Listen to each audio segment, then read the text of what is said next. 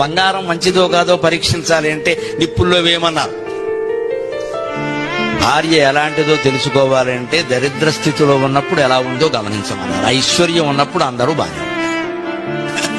పేదరికం భర్తను చుట్టుముట్టినప్పుడు కూడా భార్య ఇదివరకులాగే ఏమాత్రం గౌరవం కోల్పోకుండా నీకెందుకయ్యా నేను ఉన్నాను కదా, నేను చూసుకుంటా, నువ్వు సంపాదించగలిగిందే సంపాదించి ఊరికే బాధపడకు అని అనగలిగితే ఆ భార్య లక్ష్మీదేవితో సమానం.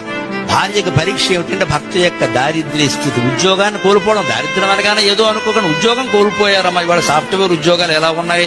ఈ స్థితిలో ఎవరండి? భార్యకే అలా జరగచ్చు. భర్త ఏమిటయ్యా కష్టపడ్డ ఊరికే ఇంతకాలం ఇంట్లో ఉండు, నేను చూసుకుంటా, నా సంపాదన ఉంది కదా, నేను చూసుకుంటాను, ఇంట్లో ఉండు, రెస్ట్ తీసుకో అని భార్యనంటే ఆ భార్యకి ఎంత ఆనందంగా ఉంటుందండి. అది సంపాదిస్తే కానీ తప్పదు, సంపాదిస్తే కానీ తప్ప ఇంకాస్త ఒత్తిడి పెంచుకుంటావా? ఒక జీతంతోనే గడుపుదాం, 2 నెలలు ఏం పర్వాలేదు చూసుకుందాం అనే ధైర్యాన్ని భార్యకు భర్త, భర్తకు భార్య ఇవ్వాలా వద్దా?